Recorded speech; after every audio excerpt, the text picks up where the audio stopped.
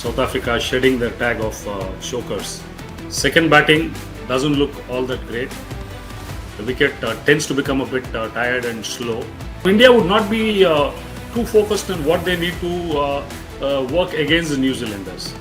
But if they come together as 11, I think India will be unbeatable in this game. Today we have with us BCCI umpire K Srinath to share his insights on the upcoming Champions Trophy final between India and New Zealand. We will also take a look at what went wrong for South Africa in their semi-final match yesterday against New Zealand. Welcome to TheFederal, Srinath. Thank you.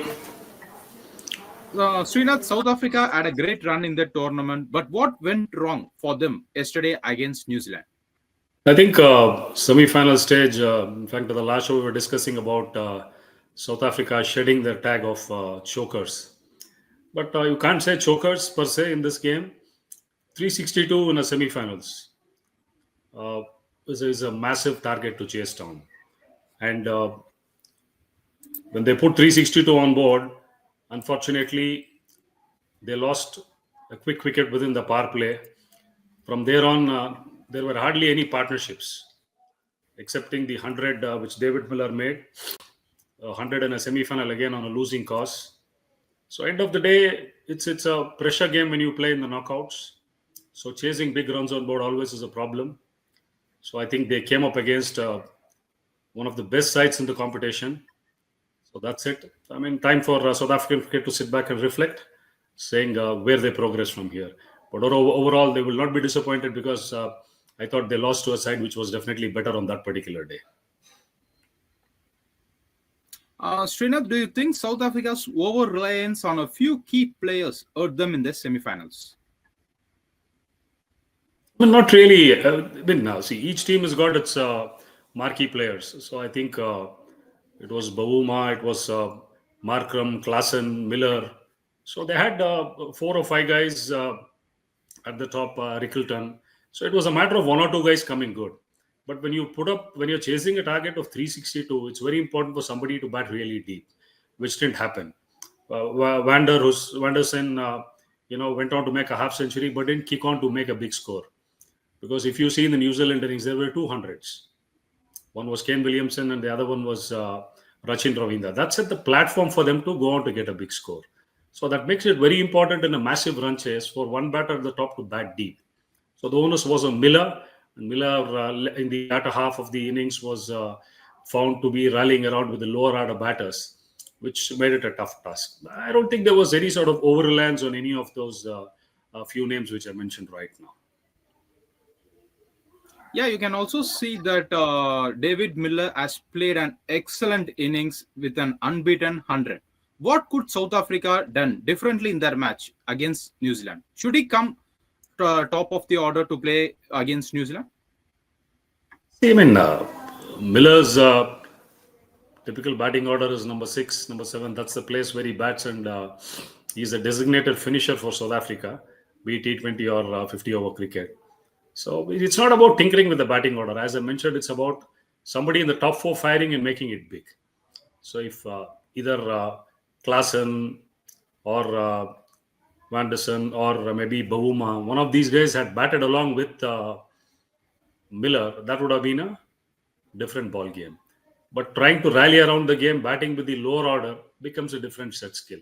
So I think nothing much could have been done per se in terms of batting order. One of those days where they really came up against a mammoth total. So just that's it. They will take solace saying that they lost to a side which is made it to the final. You can also see New Zealand's bowling was top-notch in the semi-finals. How do you think India should plan their batting against them in the finals? I mean, so far India has played all their 4 games in Dubai, and the finals is going to be played in Dubai. And nobody knows what sort of surface they're going to encounter there again. But typically what we've seen in all the 4 games that are being played here in Dubai, second batting doesn't look all that great. The wicket tends to become a bit tired and slow. So New Zealand have got 2 quality spinners in Mitchell Santner and Bracewell. So in case India are chasing, how they would counter 20 overs of spin from Santner and Bracewell would be the key. And also, Rachin Ravindra is no mug with the ball. He can fill in a few overs. So could be Glenn Phillips. So it's all about the pressure of the finale. I don't think India would try to look at do anything different as to what they have done in the previous four games. It's just another day in the park and another tournament for them, a finale. I mean, if India can play to their potential like what they've done in the last four games, I don't see why India will not be champions again in this Champions Trophy edition in Dubai. Yeah, coming to the finals, what do you think India's biggest challenge will be when facing New Zealand once again? As they have played against New Zealand once again in the group stage, and they have also India has also beaten New Zealand. Now coming to the finals, what will be the biggest challenge for India facing against New Zealand for the second time in this tournament? See, I mean, challenges in New Zealand is a quality side. They're an all-round side. They've got good top order batters who are in form. Rachin Ravindra has made 200s. Williamson is in good form. He got 100 in the semi-finals. They've got Will Young who made 100 in the first innings. First match of the tournament. They've got Darren Mitchell who's in good form. They've got Tom Latham. So they bat quite deep. And Glenn Phillips is a finisher. So their batting is solid, and they are one of the best fielding sides in world cricket. For decades, New Zealand have been always plus 20, 30 on the field. That is their forte. And I was already mentioned about the spin attack. Plus, their three fast bowlers are high quality. Kyle Jamieson, Rookey, and Matt Henry. Matt Henry always, has that knack of picking up wickets against India. He got a 5-4 in the group stage game also. So up front, India, how they would look at tackling the fast bowling attack of New Zealand, then set up a good base and see how they can go after their spin attack in the middle overs. I think India will have a game plan. It all depends whether they bat first or they chase. Either which way, it's a final. It's just one game from here on. The team which certainly holds on to the nerves, handles pressure better, and plays to their potential will certainly come out trumps in this game. Also, Srinath, you can see that India's bowling was strong against Australia. Do you think they should continue with the same strategy against New Zealand? I don't see any sort of change that is going to happen in the Indian lineup. They're going to go with four spinners, one fast bowling option in Shami, and Hardik Pandya has filled in the role of all-rounder extremely well. And knowing the sort of surfaces they have played so far in Dubai, I don't think they would encounter anything different from any of these four. So if India is going to put up a score batting first, all the four spinners will be in the game. Vice versa, if India is going to bowl first, again, these four spinners will come into play. So 40 overs of spin is going to play a very crucial role in India's bowling. I don't find any reason for India to tinker or change their playing 11 in this final, except they have some injury concerns with any of the players, which is certainly not known as of now. Also, New Zealand as a balanced team, what areas should India focus on to break their rhythm? I mean, as I said, India would not be too focused on what they need to work against the New Zealanders. See, typically there's going to be a strategy. They would target certain players like Ravindra, maybe a Kane Williamson, and both these teams have played each other quite a few times in the past few years.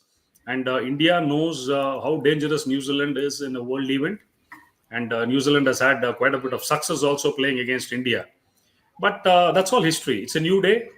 And India have come in with great confidence behind them. 3-0 ODI victory against England, winning all four games in this group stage, and beating New Zealand in the group stage in Dubai. So that will certainly be at the back of the mind for New Zealand. But I don't think the Indian team management or Rohit Sharma will be reading too much into this. It's a fresh game. As I said, India will have their own plans. They will back their own plans and then look at what the opponents are up to. So I think it's a very simple thing for India. Stick to your plans, stick to your basics, go out there, express yourself. As I said, handling pressure, nerves, the team will certainly come out of trumps. So coming to the next question, how important will the toss be in the final against New Zealand? I mean, you've come this distant and, two of the best teams have made it to the final. I don't see, the toss being a major factor. And India have chased two games. India have batted first in two games. They will have both plan B as well as plan B. And one, if they bat first, initially the first 10 overs would be crucial. They will assess as to how the conditions are. and then revise or stick to the same plans as to what sort of target they look at. And if they're going to chase, of course, they know a target which is on hand, how the pitch is behaving, and of course, you've got none better than one of the best chasers in world cricket, Virat Kohli. So I don't think the toss would make such a huge difference, because we've not seen that much of dew coming in the second half also, which is not going to hamper the spinners per se. So I think they would be game on for either team. I don't think they would be worried about the toss as such. So, which Indian player do you think could be the game changer in the finals? I think potentially all 11 are game changers. It's just not that you can pick one player and say, it could be a Shami, it could be a Kuldeep, or it could be a Virat Kohli. I think end of the day, it's a team game. It's a team sport. I think all 11 come together. But yeah, obviously a big game, the experience of Rohit Sharma, or the sort of tag Virat Kohli carries around him, the experience he has around. Certainly, these two will be the key players per se in terms of batting. Of course, bowling, all spinners have done well, because Jadeja is absolutely brilliant with the ball. He bowls in good areas. Aksar has been very good, and Kuldeep, of course, we know is Guile. So it's about the team coming together, not typically looking at one player to put my money on and say this could be it. So it's overall, each individual player can win this game on his own brilliance. But if they come together as 11, I think India will be unbeatable in this game. Also, Srinath, one final question. What do you expect from the India versus New Zealand final in terms of pressure and handling big moments? See, any ICC event and the final is all about handling the big moments. And this is nothing new for India. India recently won the T20 World Cup holding to the nerves against South Africa and West Indies. They just missed the bus in the 23 ODI World Cup 50-over format. Previously, we've seen India win in 2011. They won 2007 inaugural World Cup. We won the Champions Trophy in 2013. So it's nothing new for India to be a part of a world event final. So yes, obviously there'll be the nervous butterflies, but that's bound to happen to any athlete or any cricketer. I don't think they look at it as pressure. I think they would look at this as a challenge wherein they can dislodge a quality New Zealand side. Overall, it'll be a cracker of the game. And personally, I feel two of the best sides have made it to the final of the Champions Trophy. I think that's the best part of this tournament. Thank you for your time, Srinath. Thank you.